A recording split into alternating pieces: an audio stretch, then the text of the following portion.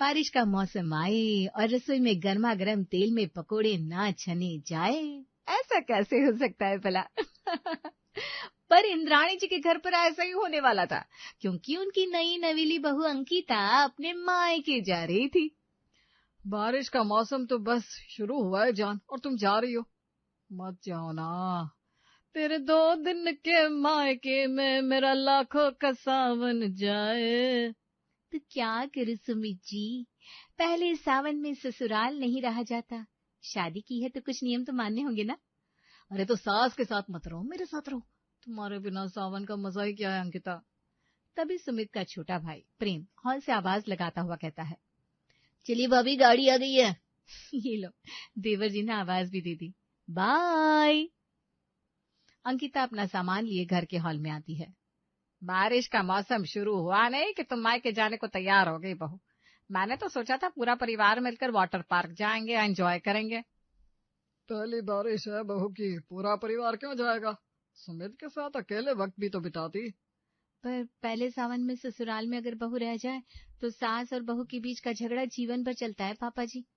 ओह बहू, ये किस सदी की बात कर रही हो तुम? अरे जाना है कि नहीं भाभी? और बड़ों का आशीर्वाद लेकर अंकिता अपने मायके के लिए निकल जाती है। लीजिए खाइए बारिश में पकौड़े। बड़ा कहते थे इंद्राणी जी, एक बार मेरी बहू को आने दीजिए, उसके बाद उसी के हाथ के पकौड़े खाऊंगा। अब हो गई गलती, जाने दीजिए ना रानी जी, बारिश थोड़ी ना दोबारा आएगी। जरा पकौड़े देना। हाँ मम्मी, इस बार बारिश ज्यादा लंबी नहीं चलने वाली है, मैंने देखा है न्यूज में।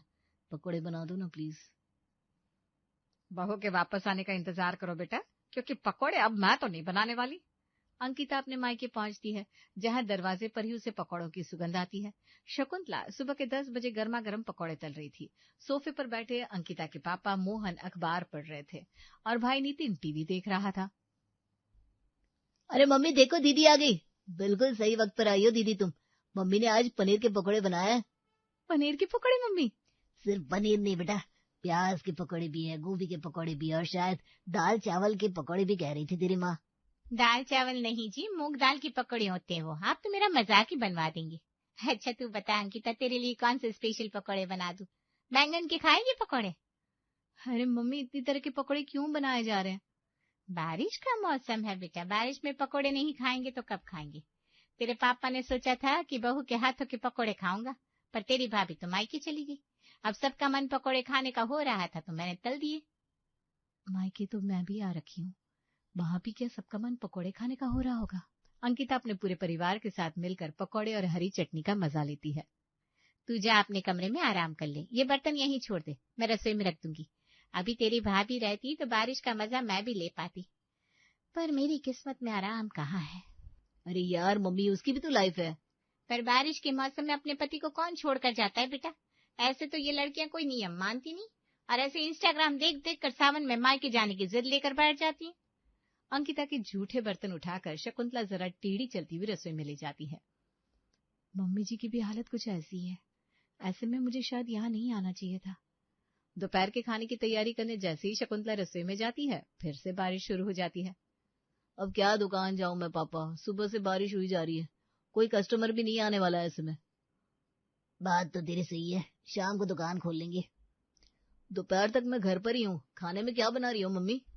दाल चावल और आलू की सब्जी बना रही हूँ बेटा, और क्या बनाऊंगी? रहने दो, मुझे नहीं खाना, मैं सोने जा रहा हूँ।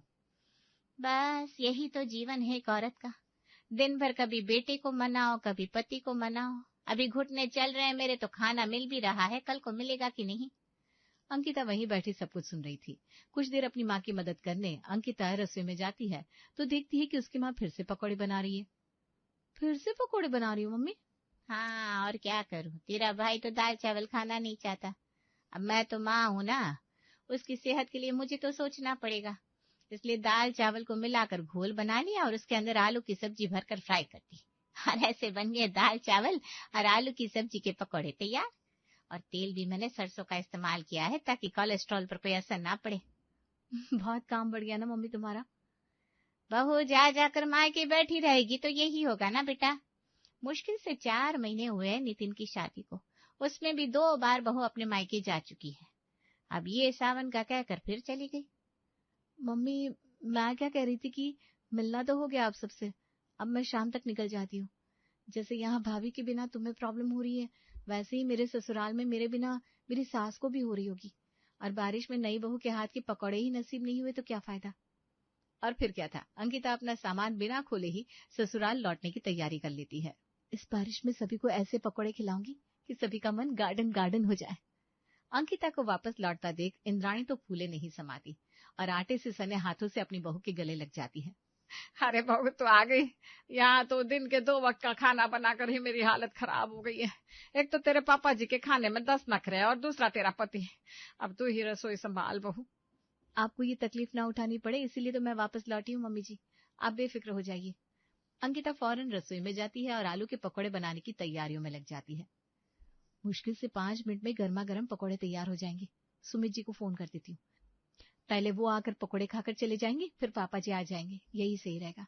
अंकिता फोन करके जैसे ही अपने पति को गर्मा गर्म पकौड़ों के प्लान के बारे में बताती है, वो तो सीधा दुकान की शटर डालकर अपने पापा के साथ घर पहुंच जाता है।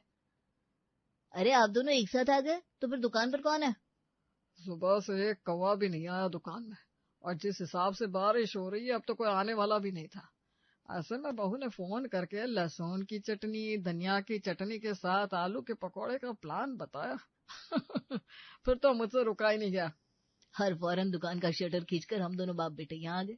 अब देर मत करो अंकिता, जल्दी से गर्मा गर्म पकौड़े खिला दो। बेजान बारिश में जान, ये गर्मा गर्म पकौड़े ही तो फूंकते हैं। अंकिता फौरन सभी को आलू के पकौड़ों के साथ 2 तरह की चटनी परोसती है। आह, क्या पकौड़ा, क्या चटनी, गजब भाभी, मजा आ गया। सही में बहू, अगर इस बारिश में तेरे हाथ के पकौड़े ना मिलते तो ये बारिश फीकी ही रह जाती। सुखी रह बेटा। अंकिता के हाथों के पकौड़े खाकर सभी बड़े खुश थे और मिली तारीफ से अंकिता भी फूले नहीं समा रही थी। आज का दिन गुजर जाता है। अगली सुबह नाश्ते में क्या बना लो सुमित जी, क्या खाने का मन हो रहा है? पकौड़े बनाओगी क्या? क्यों नहीं, अभी बनाती हूँ। मुस्कुराती हुई अंकिता रसोई में जाती है और पकौड़े बनाने की तैयारी में लग जाती है। कल रात को सभी ने आलू के पकौड़े खाए हैं, फिर से आलू के पकौड़े खाएंगे तो शरीर में ताकत कहाँ से मिलेगी। नहीं, स्वाद के साथ सेहत भी जरूरी है। एक काम करती हूँ, मिक्स सब्जियों के पकौड़े बना लेती हूँ और पनीर के पकौड़े भी। इसी बहाने सभी के पेट में सब्जियां और पनीर चली जाएगी और साथ में चटनी दे दूंगी लहसुन और पुदीने की। ये सही रहेगा। और आज अंकिता नाश्ते में अपने ससुराल वालों को मिक्स सब्जियों के पकौड़े और पनीर पकौड़ा परोसती है। ये देखो मम्मी, इसे कहते हैं खाना। और कल क्या खिला रही थी तुम मुझे? रोटी और बैंगन की सब्जी। और दोपहर में क्या बनाया था? मोटे मोटे आधे कच्चे राजमा और चावल। ऐसे खाने को कोई निगले तो कैसे। बिल्कुल सही कह रहा है सुमित, तू तेरी माँ के हाथों से ना स्वाद बिल्कुल ही जा चुका है। अंकिता अपनी सास की ओर देखती है, जिनका उतरा हुआ चेहरा देखकर उसे बड़ा बुरा लगता है।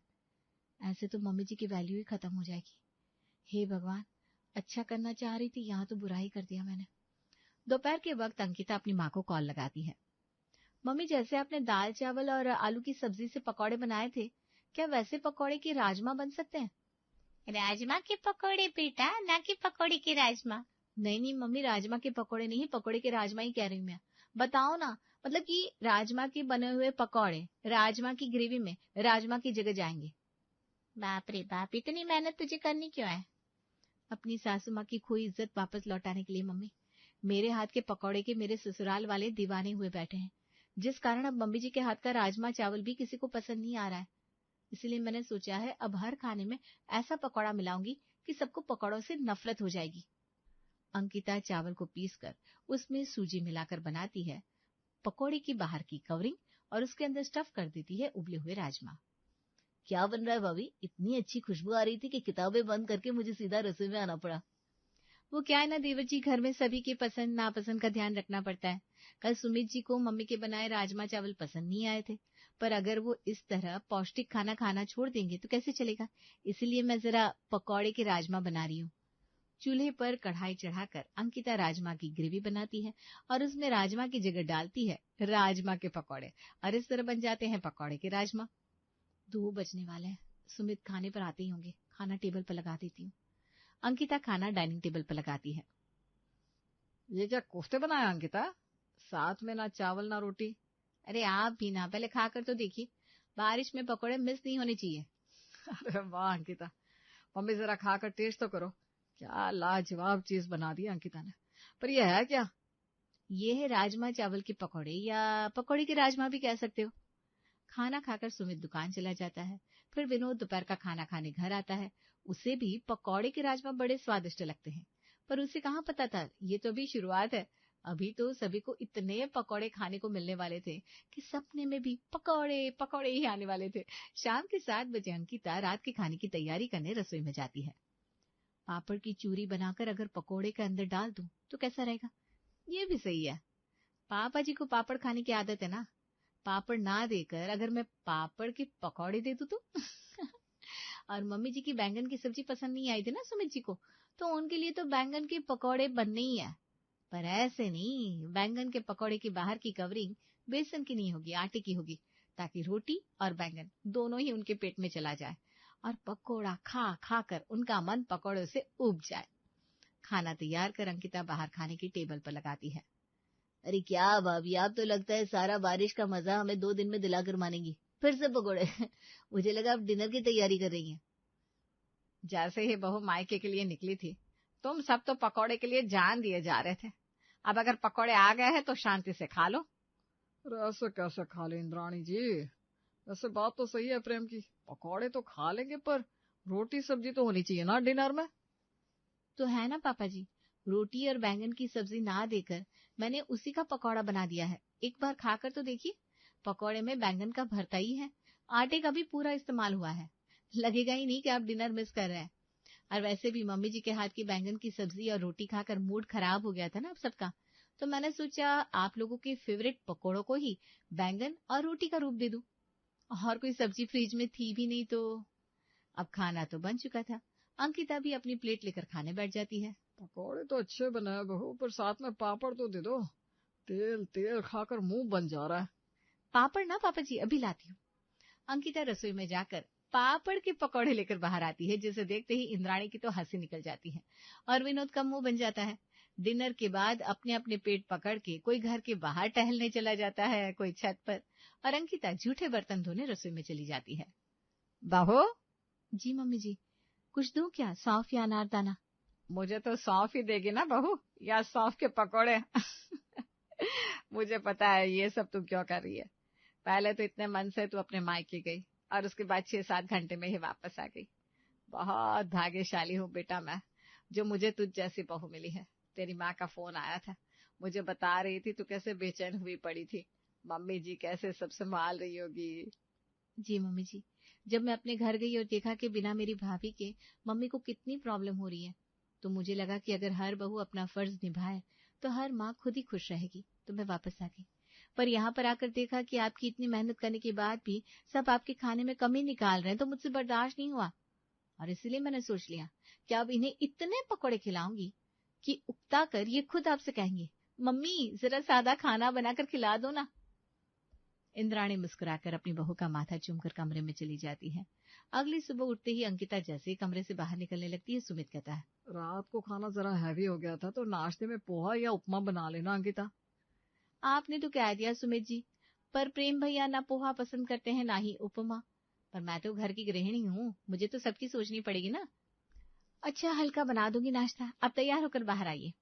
और पोहे को भिगोकर मैश कर अंकिता उसमें उबले हुए आलू और पोहे में जाने वाली कुछ सब्जियों को बारीक काट कर डाल देती है। अब इस बैटर से मस्त मस्त पकौड़े उतरेंगे, बिल्कुल मूंग दाल के पकौड़ों की तरह। और इसमें पोहे का इस्तेमाल हुआ है, ये प्रेम भैया को पता भी नहीं चलेगा। अपना अगला और आखिरी दाव खेलती हुई अंकिता नाश्ते में सभी को पोहे के पकौड़े सॉस के साथ परोस देती है। फिर से पकौड़े भाभी? मैंने तो उपमा या पोहा कहा था अंकिता, तुम इसे हल्का नाश्ता कहती हो? अरे मैंने पोहे के पकौड़े ही बनाए हैं सुमित जी। अब डायरेक्ट पोहे परोस देती तो प्रेम भैया खाना नहीं चाहते ना, इसीलिए। आप खाइए ना पापा जी, आपको तो पोहे और पकौड़े दोनों ही बड़े पसंद है। प्याज भी है इसमें, शुरू तो करिए सुमित जी। नहीं नहीं अंकिता, इस बार जितनी बारिश नहीं हुई उतने पकौड़े खिला दिए तुमने, और मुझसे नहीं खाए जाएंगे। अगर तुम्हें मैं दोपहर में दाल चावल बनाने को बोलूं तो तुम उसके भी पकौड़े छान दोगी। इसका रिस्क अब मैं नहीं ले सकता। सुनो ना मम्मी, दीदी को माफ करो और जरा आज तुम ही अपने हाथों से हमारे लिए खाना बना दो ना। मुझे बूढ़ी के हाथों का बना खाना तुम सबसे निकला कहाँ जाता है बेटा। आपका ही बच्चा है इंद्राणी जी, हो गई गलती, मिट्टी पाइए और जाकर हमारे लिए सब्जी और रोटी बना दीजिए। इंद्राणी की बनाई रूखी सूखी रोटी और आलू की सब्जी को ही पूरा परिवार इतने चाव से खाता है मानो उन्हें अमृत मिल गया हो। अंकिता जो चाहती थी वो हो जाता है और इंद्राणी की इज्जत उसके ससुराल में फिर से लौट आती है।